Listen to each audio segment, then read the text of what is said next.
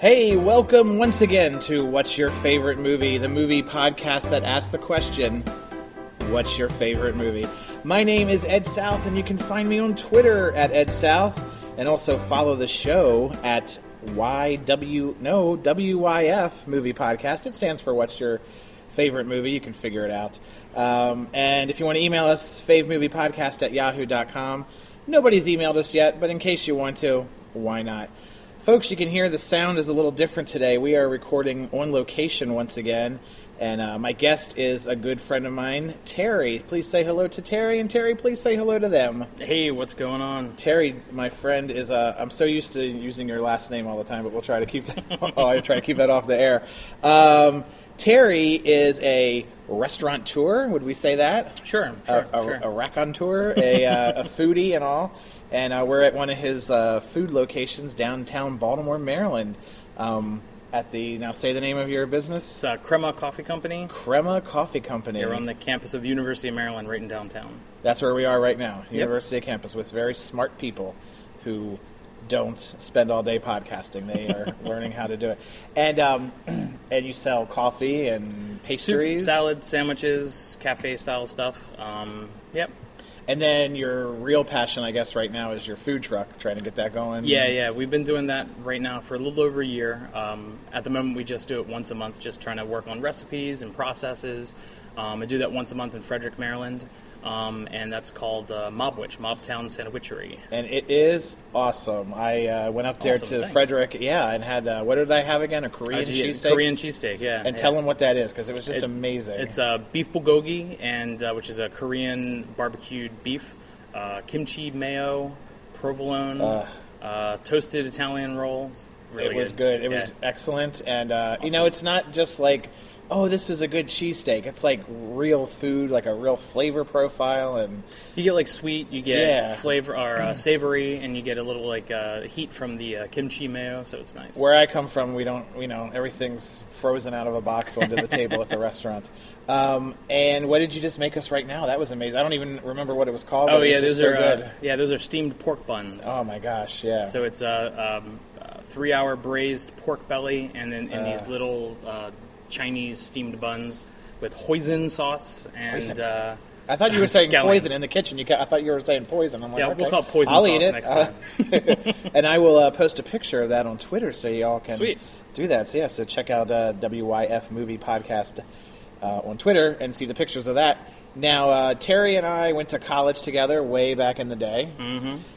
And at one point, I recall you and I being like chairman and co-chair of the film forum. Yeah, I was actually going to bring that up. But I don't remember a single thing about the film forum, like doing anything besides getting a VCR and showing a couple movies in class. Well, we had like a budget of I think like $400 or something like that for the whole year. Right. And so we put on events for the students, which mostly was just you, me, and about 10 other of our people that were friends. friends.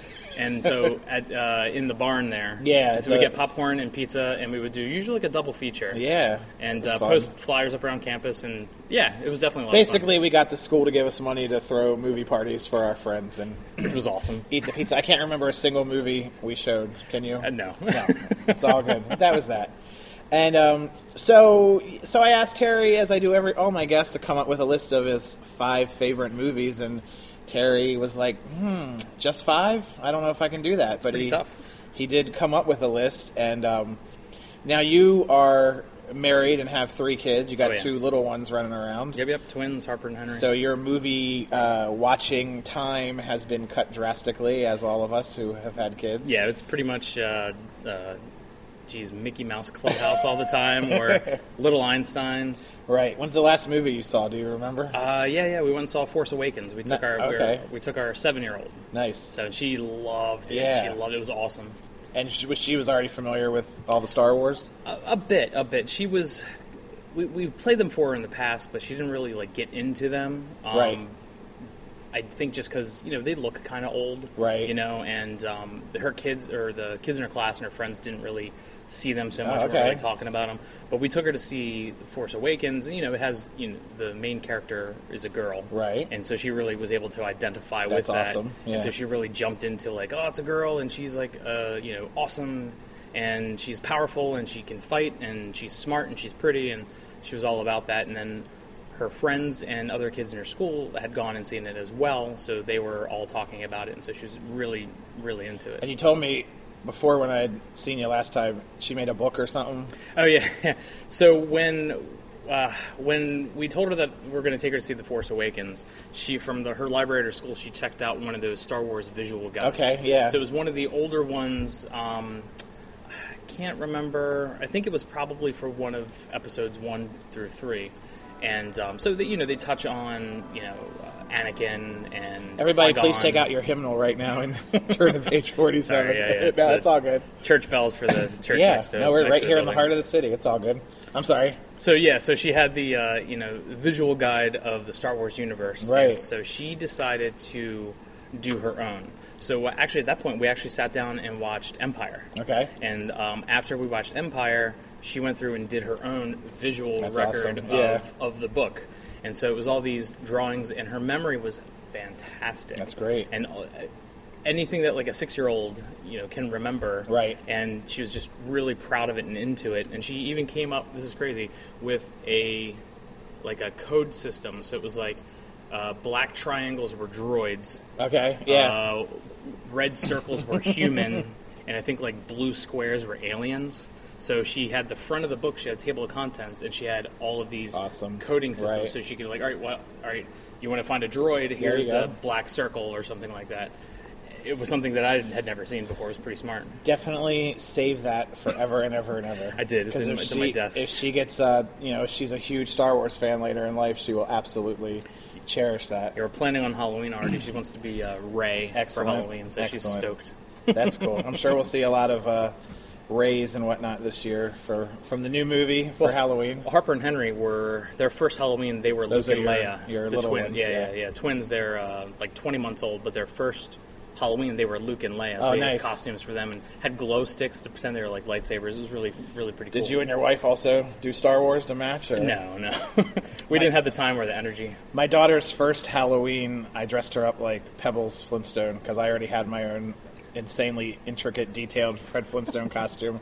So she was my Pebbles, and that was awesome. That's pretty awesome. Did you get one of the boys to dress up like Bam Bam? Yeah, they would not do that, but it's all good.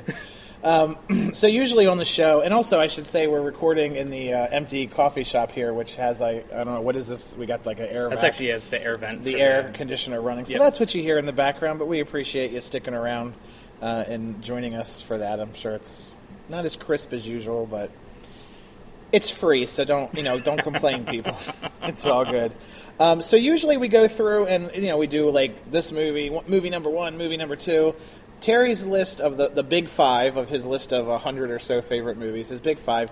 These are films you're all familiar with, and I thought we'd just maybe toss them all out at the top, and then we'll just go all over the place from Go there. for it. But we have number 1. You said this was let's go backwards. Fight Club. Yep. From 1999. Clerks. Oh yeah. Aliens. 2 plural films. Mm-hmm. To Kill a Mockingbird from 1962, not to be confused with the beachfront Maryland restaurant Tequila Mockingbird, which has the oddest smelling carpeting that you've ever.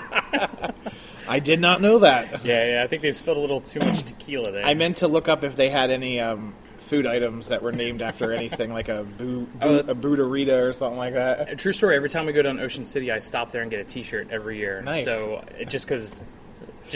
Right. For people like people in the not in this area, in the Maryland, Baltimore area, whatever. When us Marylanders go to Ocean City, we have all these weird traditions that we have to do. I actually have a Tequila Mockingbird hat that has been sweat on so many times I don't think you can read any of it. But in the number 1 spot on Terry's list is the 1981 classic Raiders of the Lost Ark. Ooh. There you go. Tell us about your love of Raiders of the Lost Ark. My first question is, Sure. Have you ever dressed up like Indiana Jones for Halloween?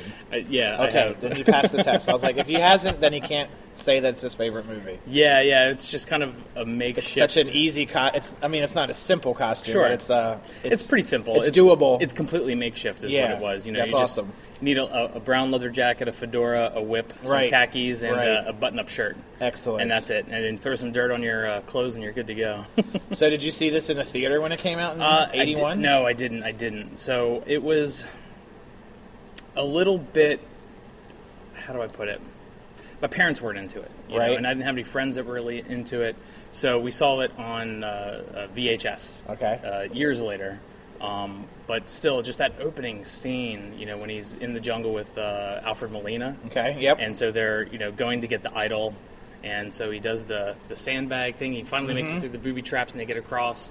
And then he takes the gold idol and puts the sandbag on top of it. Yep. And then thinks he has it. He's got this smirk on his face and he turns around and walks away. And then the big boulder Of comes course. behind him. And that's such an iconic, famous scene. And, you know, as a kid, you're like, oh, this is awesome. I want to go to an old temple and grab some, I want to find a big boulder. basically. And then, of course, you know, Alfred Molina, you know, steals it at the end and then gets killed by the Germans. Right. Yeah. You said, like, nobody wanted to take you to see it, and nobody was into it. Well, growing up, my parents really didn't have a lot of money, so we didn't really do movies very often. Yeah, neither did we. When we did, we would go to drive-ins. Nice. Because then it was just like a per-car price. Yeah. The Westview, over Westview We've area. spoken of that on here before, And, we would go to Benji's, of course. Nice.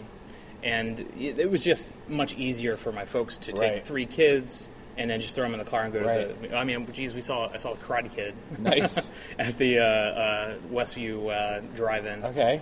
But yeah, it's just... And the fact also was my parents didn't have a VCR, so you used to be able to rent a VCR from the video rental place. Yeah. So they had a membership to the video rental place near us, and they would rent a VCR. Nice. And that was a huge deal. It was huge. It was huge. Yeah. So they would do that. Like they would rent it for the weekend. You would get like 10 movies and just popcorn and soda. Yes. Not really soda so much. And those VCRs, I don't know if they were like encased in plastic. They was were. it one of Yeah, those? yeah. So So you you just wouldn't like get bang broken. it around. Had a big handle on it, and I mean, people don't realize now that.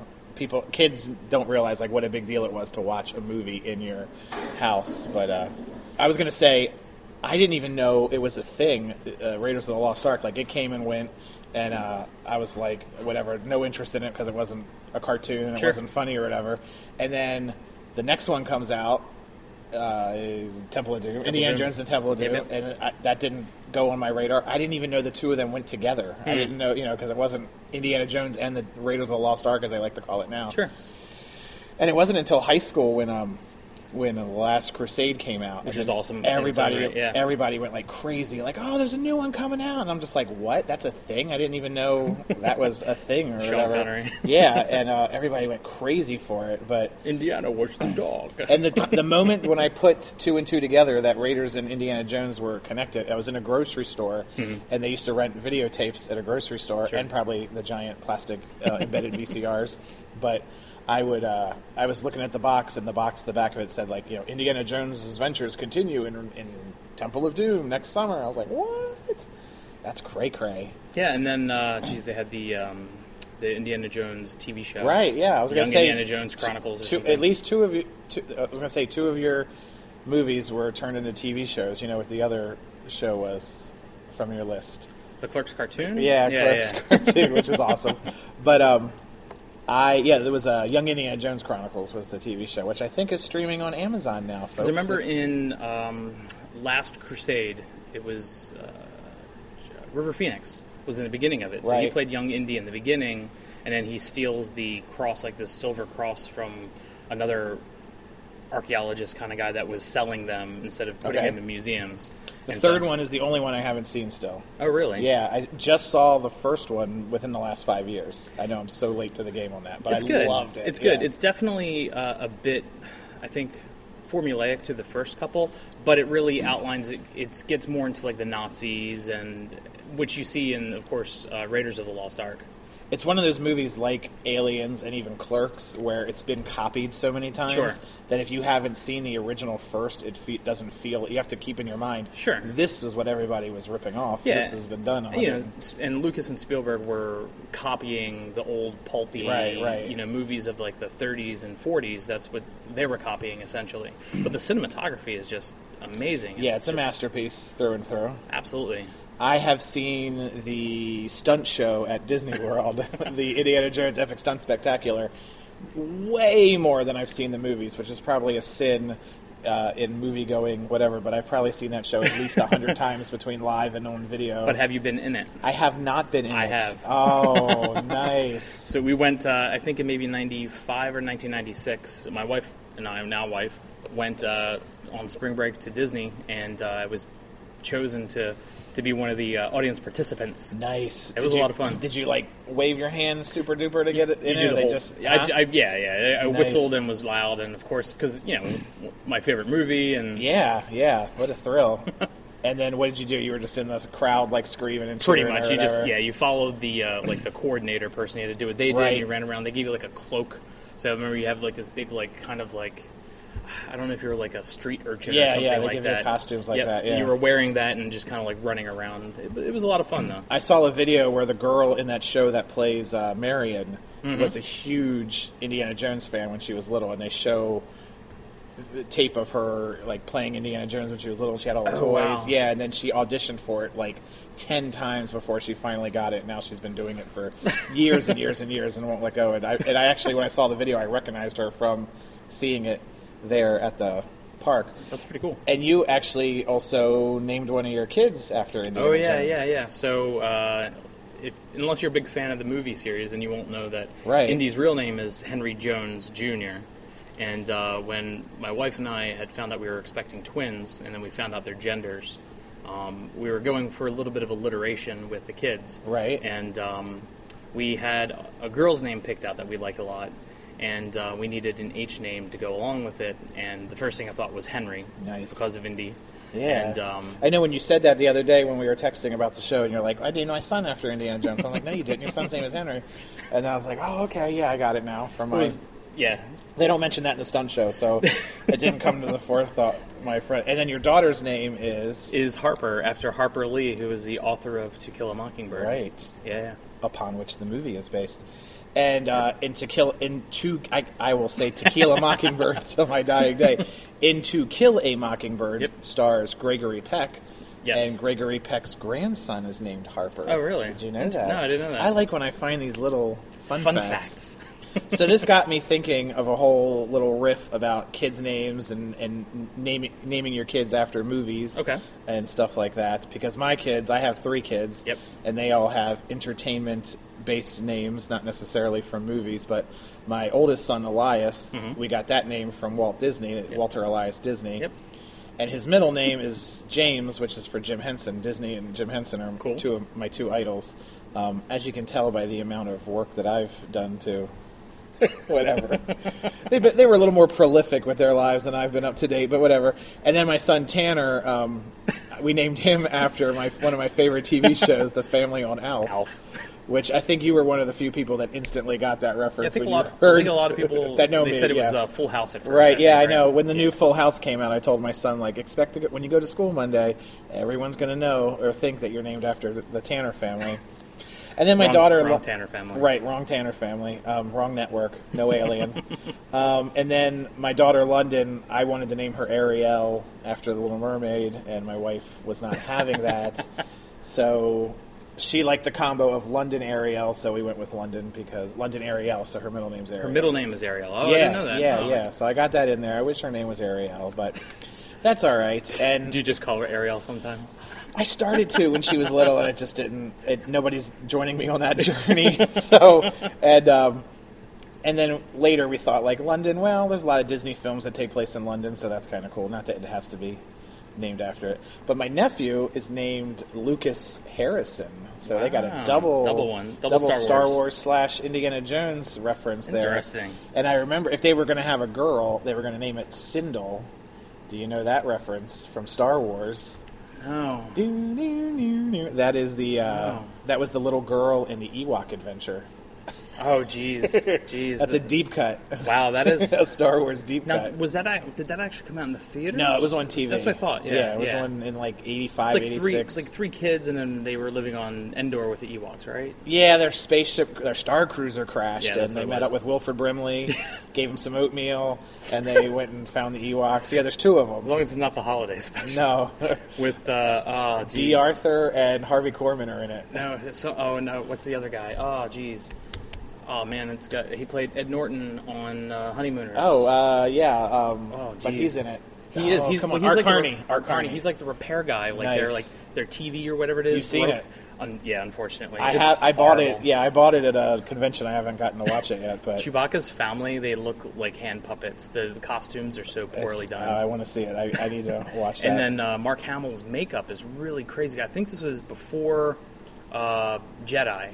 So I think it was between like when it's back when Star Wars first came out. when yeah. he had his motorcycle accident or his car okay. accident, and his face, he had that huge massive scar on his face. So he has all this makeup on, so he just looks really strange and odd because it doesn't even look like him because of the amount of makeup that he has on. Because they're trying to like basically fill in this huge scar that he has on his face. That's why they show he gets his face injured in the beginning of Empire Strikes Back. Okay. Yeah. These are things I did not know. Yeah, so he's on Hoth on the ice planet, and then the Tauntaun. The Tauntaun's what he was riding. Okay. But the big The abominable beast, right. snowman. It's going to kill me. I'm going to think of it when I come home. It basically crushes Yeah, his yeah, face. yeah. So they did that in order for okay. later in the movie when you see him, you're not whoa, this doesn't look, because he had to have reconstructive surgery. Well, plus the holiday special was shot on videotape, which doesn't help. Well, that makes sense. Yeah, then. it was All shot right. on crappy videotape in a studio, and then they would use footage of the movie and cut it with like a studio shot of them sitting on a $2 Millennium Falcon set. It was outside of the Piggly Wiggly. Yeah. And then I got actually two more Star Wars names. You got it. Just my friend, or my wife knows somebody who named their kid Anakin. Okay. So that's a name. And they weren't even big Star Wars fans, but they just were liked it. They just liked it and went with it. Interesting. And then, but my friend Jody, her daughter is named Jaina. Do you get that Star Wars? That's even deeper probably than the... That's probably too deep for me. Yeah, deeper from the books, from the Yeah. novels. I always get it. I always say Luke and Leia, but it's Han and Leia have Jedi twins in the books. Yeah. And the girl's name is Jaina. Of course, that was all nullified and ignored in the new movie. They deleted the canon from all the books when they were coming up with the new movies, which is, I see why they did it. Yeah, but, there's enough different ways to go about it. yeah, I mean, you can only remake the same movie. So I had put on Facebook this morning, which I should have done days ago, but I did it this morning. Just like anybody have any baby names, they name their kids after any movie things. And my friend Jimmy, who I'm going to have on the show soon, his daughter is named Ripley from Aliens. Yeah, so that's nice. And I remember he was saying if they were going to have a boy, he was going to name it Parker after Peter Parker. Peter Parker. And then after their kid was born, they bought a new car, and he named his car the ship from Alien, the Monsanto or something like that. Yeah. Because he's going to be hauling around her. And then just a couple other ones, like somebody named their daughter Claire from The Breakfast Club. Mm-hmm. And somebody, even though it's not a movie, a friend of mine named her daughter Mallory after Family Ties. Mallory. But my... Nick, right? Mallory. Oh, Scott Valentine, where are you? Thank you. I know his name. I didn't. And he had one movie, Scott Valentine, My Demon Lover. Oh, yeah. It's like, oh, Nick's got a movie. My Demon Lover, why not? I don't think I ever saw it, but... I don't think anyone did. It was probably an hour and a half of him just walking around going, hey, Mallory. Hey, I'm a demon. Hey, where's Michael? My brother-in-law, who has Lucas Harrison, dated a girl who had a daughter named Mallory. Okay. And I said, oh, is she named after Family Ties? And no, she was named after Mallory Brand Transmissions. So there you go, folks. After a car part. After a car part. I really wanted to name, if I was all about naming my daughter Katniss hashtag. I thought that would be an awesome name. Katniss hashtag? Katniss hashtag. I would have gone down that well 100%. To Kill a Mockingbird, 1962. Classic movie. Classic movie, yeah. I saw this not that long ago. Last summer, I think I watched it. Great movie. It's amazing. Once again, another movie, it stands the test of time. You can watch it at any time, and it's still phenomenal. It's a very poignant film, though. It's Definitely. not my other films, they're like action and comedy kind of thing. This is a very serious, deep movie, but totally watchable. Totally watchable. It's not. I mean, deep, not dry. I should say. Correct. I mean, it has to do because of the children, right? So it's not just grown-ups the entire movie, and you see the whole entire. I mean, if you haven't seen the movie, it's mostly follows the book pretty close to verbatim how it goes. I would say this is one of the few movies where the movie and the book are kind of held in the same regard. Like Absolutely, absolutely, yeah. Because oftentimes you're like, well, the movie wasn't as good as the book, or the movie was better than the book. But here they're both, equally treasured. amazing. Yeah. Absolutely. But I mean, when you go and watch the movie, obviously Atticus Finch, Gregory Peck just really stands out as the type of person, the type of adult, the type of man that, as a young kid, you want to be that guy. Right. You want to be a good father, an honest, fair person who gives everybody an honest, fair shake, and you want to be the person that fights for the little guy and, tries to make the world a better place. Right. In the movie he stays within the lines of the law, obviously, which unfortunately, the big case in the movie, I'd hate to give spoilers for a movie that's from 1962. Right, but, yeah. But, I mean, it has to do with race relations, right, and it rings true today with, definitely. The gentleman in the movie, was it Tom, I think his name was? I'm going to kill myself. The gentleman that was the guy that was arrested and charged with attacking the white woman. Right. But he tried to escape in air quotations, and then they shot him after the trial. So and then of course Boo Radley, played by the always impeccable Robert Duvall, who we've mentioned several times on this show. Yeah, was that his first role? It was definitely one of the early ones, Gotcha. if not the first. He doesn't even speak in it. No, you really don't see him until the end when Jem is in the room after he gets attacked by the neighbor. Right. And then Boo saves him, and then you just see the door closes, and he's standing behind the door with these like big sunken-in eyes and everything, just these bright eyes. I read that he didn't go outside for 6 weeks before they filmed, so he could get that nice pasty, freaky-deaky look that he does have. Black and white, so it's kind of like one of those things like you need to have that contrast in order to make it work. Yeah.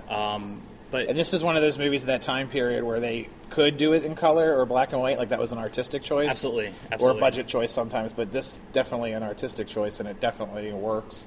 And you can feel in the movie like how hot it is in that little town. It's crazy. Yeah, they're just sitting in the courtroom, and the kids are up on the upper balcony with all the the brown people, because they weren't allowed in the first floor of the courthouse, and they're just sitting up there with fans. And being in the South during the deep South during the summer, I just couldn't imagine that before air conditioning. And they capture the heat very well in that movie. And the neighbor kid Dill, so Harper Lee grew up with Truman Capote. Uh-huh. And so Dill, the character Dill in the movie, is based on Truman Capote, which I've always found fascinating. And Gregory Peck won an Oscar for this. Of course, it's a phenomenal. Defining role. Absolutely. But he's just so stern and firm, and you just look at him, he's kind. Right. And he's really good with his daughter and really fatherly and family, but not goofy. And he's what he needs to be at home for his kids, and he's what he needs to be out on the street for the town and for the court. And he's very stern and. But it's definitely one of those things when you're a kid, you watch the movie and you're like, well, this is what men should be like. There you go. When they're older, Right. You should be dedicated to your family, dedicated to your community, not selfish. And it was one of the things that really stuck with me. It's why it's one of my top 5. That's awesome, yeah. It was directed by a guy named Robert Mulligan, who didn't really have a whole lot of classic other films to his credit, but when I was looking through what he did, he died in 2008. His last movie, he was nominated for Best Director for To Kill a Mockingbird, but his last movie was Man in the Moon, 1991, with Reese Witherspoon. Did you ever see that? Love that movie. And it's also another South summer hot movie. Sam Waterston is the dad in that. Okay. Really good performance by Sam Waterston. I love that movie. I know Jimmy Fallon talks about that movie all the time on the Tonight Show. I'm going to watch it now. It's a really good movie. Man in the Moon, 1991. Excellent. And then also I read when I was just doing some research for the show here, Walt Disney is on record as having said when he saw To Kill a Mockingbird, that's the kind of film I wish I could make. Wow. Because he certainly couldn't have dealt with a film of that racial undertones at that period. And this is, 1962, so at the time when he saw it, he was making The Parent Trap and The Absent-Minded Professor. But I mean, you're in the height of the civil rights movement in 1962, and it's that movie comes out, and of course it's such a polarizing topic at the time, and it was definitely something that, I mean, it doesn't feel like it's propaganda. No, But yeah. it's still, once again, it holds true to this day. It's still a great movie. It is solid. Did you know there's a play of To Kill a Mockingbird, too? No. Listen to this. This is crazy. I wrote this all down because I thought it was crazy. So somebody turned it into a play in 1990, which Harper Lee wasn't too thrilled about, but they do the play every May in Monroeville, Alabama, which is Harper Lee's hometown. Sure. And they do the play in front of, or they do it on the county courthouse grounds in the town, and all the townspeople are the cast.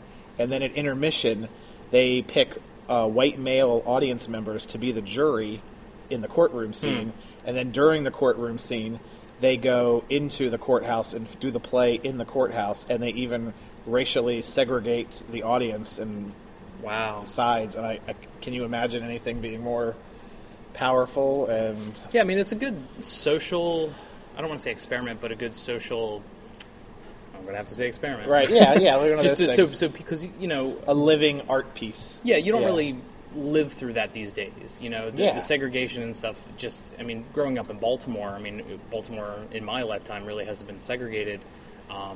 But to like sit there and see that, all right, everybody has to be on this side. If Right. you're brown, everybody's got to be on that side. If you're pale, Right. and that's pretty cool though. But I know, her new book, Right. air quotes once again, came out, and so she was not in her right mind. Yeah. So she had written this treatise for To Set a Watchman or To something? Set a Watchman, and it was kind of a precursor to Kill a Mockingbird. So when she gave it to her publisher said, well, why don't you focus on what comes next?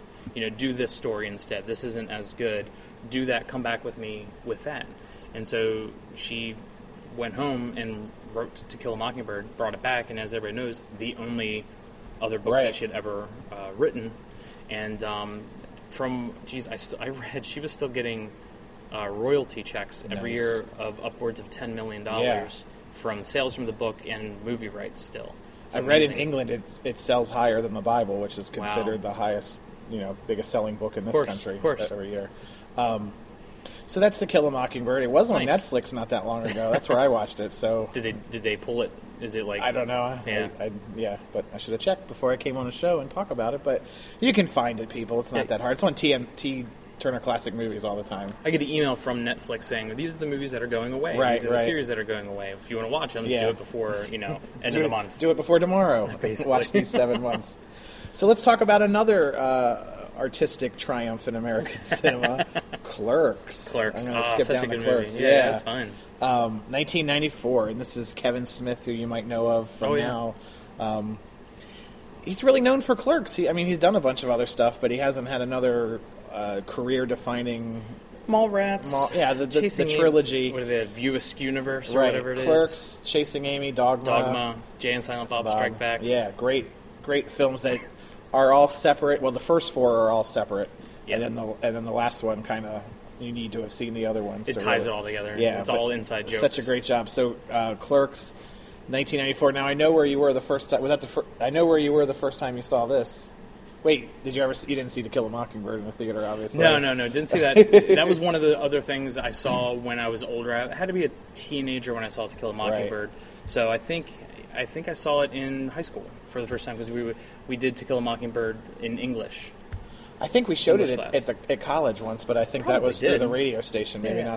not the film club. Anyway, so Clerks, 1994. So a bunch of us went and saw this in college at a little dollar theater. In Laurel. And and it was like, whoa, this is cool. And at the time they weren't doing a whole lot of teen movies. And No. I mean, this is not.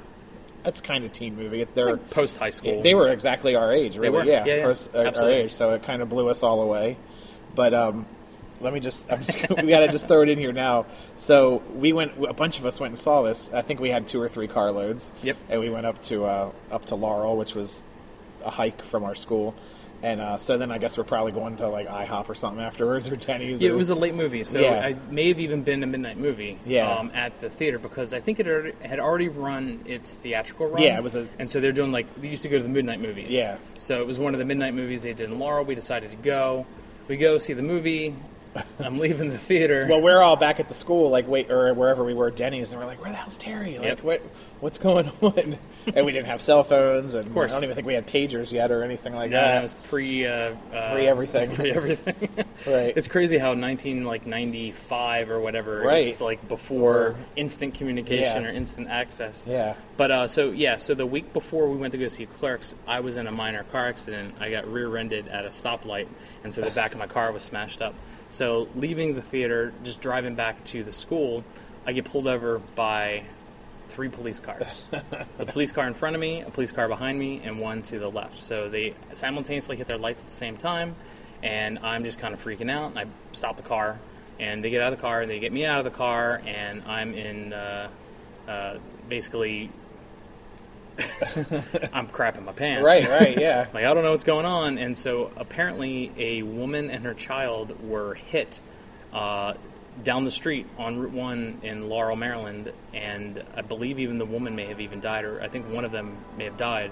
They were hit by a car, and the car was the exact same make and model of my car, and my And you car had was the all dent, banged right. on the back of the car, of course. Right. But they didn't know what was going on. Right, They still right. stopped me and detained me. For a long time. 3 hours. Oh, my 3 gosh, hours. yeah. I remember the one officer was really cool. I sat on the curb on the side of the road. I wasn't allowed to be released until they got authorization Wow. from their higher ups. He went and got me a Snapple and peanut butter Nice. candy cakes from the gas And station. somebody was with you in the car, right? No. I was Oh, by, it was I just was you? by myself. Oh, okay. Yeah, I yeah. thought you had some girl with you or something. No. I was by myself. Because you and wouldn't have got a second date if you had. I definitely wouldn't have got a second. How was your night? Oh, we almost got arrested for manslaughter. Yeah, great. But like I said, 3 cop cars, and simultaneously That's they odd. hit the lights, and I'm just driving down the road, not Right, yeah. paying attention, being a stupid Right, teenager, right. And but yeah, 3 hours I was on the side of the road, so I think I maybe got home around 5 or 6 in the morning. Oh, my gosh. We were all already in bed, had Yep. our Denny's in our bellies, and But I was sitting on the curb, Yeah. and he, like I said, the one officer was cool. He went and got me a Snapple and some peanut butter candy cakes. nice. And little did you know you were driving home from what would one day be one of your favorite movies. It's a great film. Obviously, I mean, I think it's Kevin Smith's best movie. Yeah. It was very, it's very extremely low budget. It's very verbose.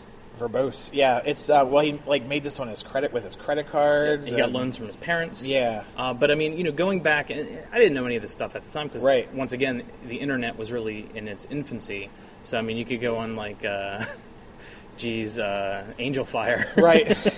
Well, you could go onto the Clerks website that would take you like an hour to load up. Like, oh, you can hear a 30-second film clip. Let me download that and go to dinner. And, 30 right. Come back 3 hours later. Yeah, it's like because I watched it last night actually, and it's very homemade looking, and that was really cool at the time. I think now if somebody saw it, like a younger person, it might be too crude for them because anybody can make a homemade movie now with a video camera in their iMac, and that's Sure. iMac, is that a thing? I mean, you can just do it with your cell phone. Yeah. There's a movie out right now that was filmed on an iPhone, but it's very homemade looking. I don't know if that would have if that today would have the same impact on people Sure. as it did when we were little. Yeah, I but mean, younger. I mean, the art house films and stuff were typically Yeah. foreign films that would come in, or Right. passion pieces from big name artists Yeah. and actors that really nobody would really want to see. But then Kevin Smith came in with a trove of unknown actors. That none of them, Right. No one in that movie had any roles. I mean, Dante, the guy. Right. Name is eluding me right now. The guy who played Dante hasn't been in anything aside from Kevin Smith Kevin films. Smith films, yeah, He's done like local theater and stuff. since Right. Yeah. then. Nobody from this has gone on except Kevin Smith. Except for right. Jay Muse. who's only ever seen next to True. to Kevin Smith, And who in Rehab. played Jay and Silent Bob. Yeah, if you haven't seen it, and they play Jay and Silent Bob, who you probably know of without having seen these movies Sure. because they're kind of Iconic. cultural characters now. But his next movie came out, Mallrats, and they weren't connected necessarily. It was just like, hey, here's another movie from that guy, and then like halfway through the movie, Jay and Silent Bob show up, and you're like, weren't they in Clerks? Yeah. And you hadn't seen Clerks 100 times yet, and it's like, yeah, and then it's like it all pieces together. Affleck and I always forget, is it Jeremy or Jason London? Jeremy London. I didn't even. Oh, that's Mallrats. That's why I don't That's have the cast Mallrats. list. And Jason Lee. right. Yeah. David Seville. Banky. Yeah. Which all ties in, once again, going to Jay and Silent Bob. And then when you get to the fifth film, people, they pull everything from all four movies, and it's insane. Good Will Hunting 2, hunting season. And Clerks, it kind of has its own cadence, the way they talk in it. It's Absolutely. Which I think follows through most of Kevin Smith's films, but it's very... I mean, it's very Dawson Creek-ish. There you go. Which, obviously, this came before Dawson Creek, right. Dawson's Creek. But it's very, it's laced with absolutely foul humor, yes. Sexual innuendo, right. which is typically, if you're a 19, 20-year-old male, it's how you talk to your friends, and just generally how people were at that right. time in 1994, 95. But just the fact that this is something that essentially a kid had put together. Right. And maxed out credit cards, got loans from his parents, and then ended up selling it to the Weinstein Company. Yeah. For, whatever, anything. $2 million or whatever it was. And then it goes on, once again, to just be this, I'd hate to say blockbuster, but in regards to the amount of money that they spent on it, I mean, he spent under $100,000 on the whole thing, including the prints. Right. And he goes, was it like 45 million in theaters at that point? Which is huge. You got your stats. Yeah, one of the weird numbers that I remember. It's it was just one of the first independent films to break big, and, Mm-hmm. and one of the films that led to all the studios having their own independent leg, even if it's it's a big studio putting it out. But which they make jokes about later in the series. I mean, too. Miramax eventually was owned by Disney, so he's So essentially Miramax, where they put out things like the piano. right. They're making Disney films here. And then you can tell in the movie the difference between the hired actors and like the friends who are just like, hey, you want to be in my movie, versus somebody that he went to a theater troupe and found some actors. There's some bad acting in it, but not he doesn't give any of the weighty roles to anybody who can't act. Most of them are pretty good actors. For the most part. The girl that plays Caitlin Bree in the movie, who is one of the girls, whatever, she was married to the guy that played Randall. Did you know that? Yeah, I did not know that. Nope, didn't know that. He proposed to her on the set of the movie. Oh, wow. Yeah. Interesting. And she only has 2 other credits to her name, one of which is the Clerks TV show. So this little independent black and white movie that this dude makes eventually is a network series, even though it was only on for a couple weeks. But really good show if you like. It's cartoon. Yeah, I've only seen bits and pieces, just clips on YouTube. Right. But makes me want to go back and watch it. Yeah, now. it's really good. And I remember him saying that Jay and Silent Bob are drug dealers in the movie, although they're silly and they're not bad. They're not bad drug dealers. They're good drug They're not dealers. selling to kids. But in the cartoon, they made them, even though it's not a kids' cartoon by any stretch of the imagination, the network made them tone it down, so they're just like mischief makers in the Snoochie boochies. Right. So that is Clerks '94. You should check that out. I'm still just going right down the list like I do every other show, but whatever. Just about. Aliens 1986. Nice. The second of the Aliens films. All right. Tell us about Aliens. Did you see this in the theater? I did, not on the first run, once again. Okay. Just kind of the same thing. It's we went to one of the second run. I'd still see it when it came out, yeah. I was 10, and it's not PG-13. No, it's I think R. I'm pretty sure it's R. Yeah, definitely. Scared the crap out of me. I would think so. Scared the living crap out of me. The technology was awesome, just with at the time with the Space Marines, when they land on the planet, they're going to the mine to figure out what's going on, why there's no life on it, why they can't get a hold of anybody on the mine, and obviously the cinematography is made. James Cameron, once again, fantastic cinematographer, a great storyteller, and this is one of those movies that I feel really one of the few movies that surpasses the original. The original, okay. In quality storytelling and just overall entertainment. The first one was good, but it was basically just Ripley versus the members on the ship, the crew members, fighting one alien. Right. So now they're on the planet, and she comes in with a whole battalion of Space Marines. Right. And Paul Reiser. Paul Reiser, my 2 dads in the house. One of my 2 dads. And basically goes How did up, that happen? I How have is no he idea. in that? Because I looked at his... I'm like, oh, he must have but he's like all comedy, and then he's in this. Well, I mean, I don't know. It's, in- you know, yeah. Bill Paxton's in Game Over, man. Hicks, right? No, Bill no. Paxton's in it. He wasn't Hicks. Hicks was the guy that played in the Terminator. Lance Henriksen. No.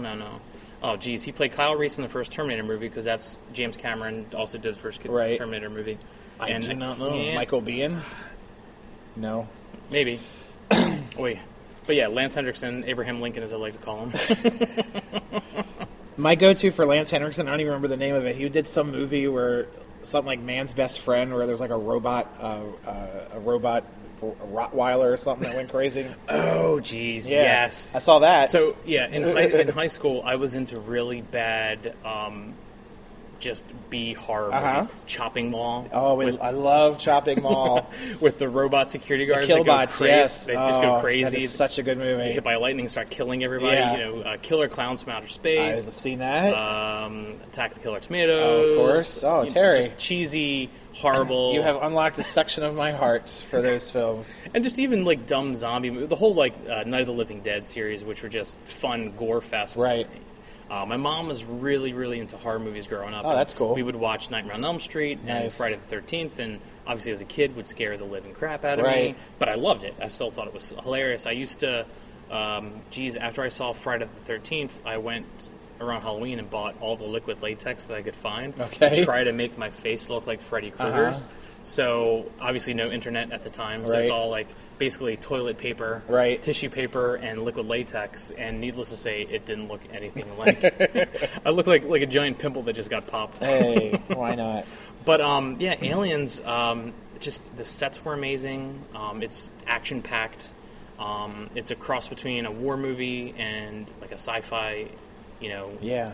Aliens, like a good shoot 'em up kind of thing. I have not seen this one. I saw the original one. Really? Yeah, I know. I need How? to, how if I'm going to host a show, I need to stop watching Disney movies and start watching all these real movies. How many episodes of the Gummy Bears television show? I've never have you seen the Gummy Bears, Oh, actually. really? That did not.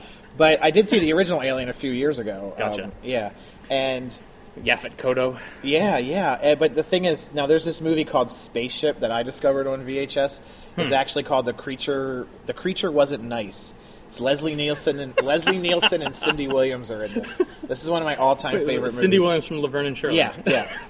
And when I got to it, it was called Spaceship because they were trying to connect it with Airplane Sure. from Leslie Nielsen. Okay. It was later re-released as Naked Space, which makes Naked. absolutely no sense, right? Except It's a for push on the Naked Gun, yeah. Yeah. But I have seen that movie 50,000 times and can literally like just start reciting all the dialogue.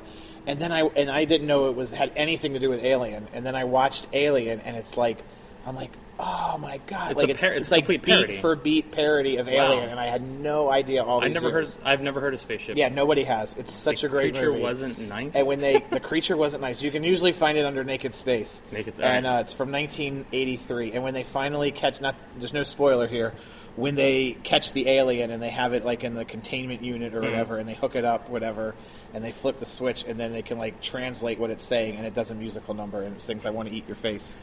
Spaceballs at the end of Spaceballs. Spaceballs, it jumps Hello, out of Mary, yeah. It's kind of that's pretty funny. That's from Alien, right? Yeah, that's from Alien. And then, of course, my big exposure to aliens is the segment in the movie ride at Disney Studios where the Sure. alien goes. Well, you know, as a preteen and teenager, Sigourney Weaver was pretty hot. The object at the end of your desire? At the end of the first Alien, you Yeah. know, when she gets Oh the yeah, cat, she's like down in her underwear. she gets in her isn't she? underwear, and Right, of course right. you're like, whoa, wait a second. Yeah. What's going on What's here? going on? Exactly. So she gets in that, and then obviously in the second one, she gets, you know, end of the first one, she gets frozen in the stasis chamber, and Right. she gets woken up, I don't know, 75 years into the future, and her family, everyone is just gone, so they send her out in this, you know, mission because she's the only one that had ever seen the xenomorph there, to go basically capture this alien, which she thought they were just going to rescue the miners, but Paul Reiser's character is this greasy corporate kind of guy that wants to bring it back to try to weaponize something of the alien. Oh, okay. So he's not on the ship with a gun and stuff. No. So Okay, that makes a little more sense. He's like the executive vice president of like mining operations. Okay. So now I understand Paul. yeah, Right? yeah. So they all work. He works for the begins with a W. My brain's No just not idea. working. The corporation that sponsors the whole thing. He works for them, and they send him along with the Space Marines to bring back something, hopefully a live alien. Yeah, see, this is all from Alien, from that spaceship movie. But it's got the great scene where she's in like okay, so she's been frozen for 75 years. She gets out, and she's on this ship with all of these hard Marines that are like battle worn, Okay. and they're like super tough. They're like doing chin-ups and stuff, Right. and exercising and slapping there's Vasquez, which is like this like Hispanic woman Okay. who's just got these giant muscles and like has this big massive machine gun. But like the cool thing was just you didn't see that in a war movie where they have a control room. All of the soldiers are connected. They're like wireless. They're all connected to this control room. So they have their vital signs, their ammunition count, their cameras on there. So they're all like interconnected. And every time the alien takes one of them out, the screen goes fuzzy. So you Right. see this whole bank of screens. in Which this is another ship. thing that's been used repeatedly Correct, over and over correct. in But other it was movies. the first time, Yeah. at least that I know of, Yeah. that. But you're looking at like a wireless technology too. That now we have it all the time, just on your phone. It's Right. like really a precursor to a lot of the stuff that you have apps on your phone. But they go fuzzy and go blank, and you just know they're getting taken out and they're just gone. Just gone. Well, I think the bells of the baby Jesus are telling us that it might be time to wrap it up here on what's your favorite movie. We're not going to have Sweet. time to get to Fight Club. Yeah, it's all right. It's all good. I know Everybody's seen Fight Club. Everybody's seen Fight Club except me. Oh, really? Wow. I have not, but I will watch it. It's got Meatloaf in it, so what are you It's going to true. do? Yeah, there you go. So, Terry, thanks a lot Awesome. for Yeah, coming no on and problem. having us Thanks for here having me at on. Crema Coffee in downtown Baltimore. Sweet. Stop by for a cup of joe sometime if you're in the neighborhood, folks. Right? Definitely. And your food truck, Mob Witch, which you're out in Frederick, Maryland right now. Yep. This show goes live. I mean, anybody in the world can hear this, but Sure. still kind of a local thing. So Yeah. if you, what's the name of the place in Frederick where it's at? It's a Chartreuse and Company. It's just a once-a-month tag sale. So I set up out there, and there's antiques and it's like a big market. Yeah, and you sell like pastries too that you don't make, but you we sell. do coffee and baked goods and things like that. I forget what I had. I took one with me last time. I paid for it. Something chocolate thing that was delicious. I ate on the way home. Awesome. But so you can check them out on Facebook at just I guess search Mob Witch. I don't know how Yep. those business. MOBWICH. There you go. Mobtown Sandwichery. Yeah, and see some pictures of all the good-looking food that Terry's got out there. Sweet. Folks, thanks for listening and joining us. Thanks for sticking around. If you want to follow us on Twitter, you can do so at WYF Movie Podcast. And I think that's a wrap. How's it? Good. All right. Terry, thank you very much for giving us your time. And I'm still working on a closing for the show. Every show ends horribly. So let me just say this. It's khaki wishes and cookie dreams. I'm not even supposed to be here today. See you guys. Thanks.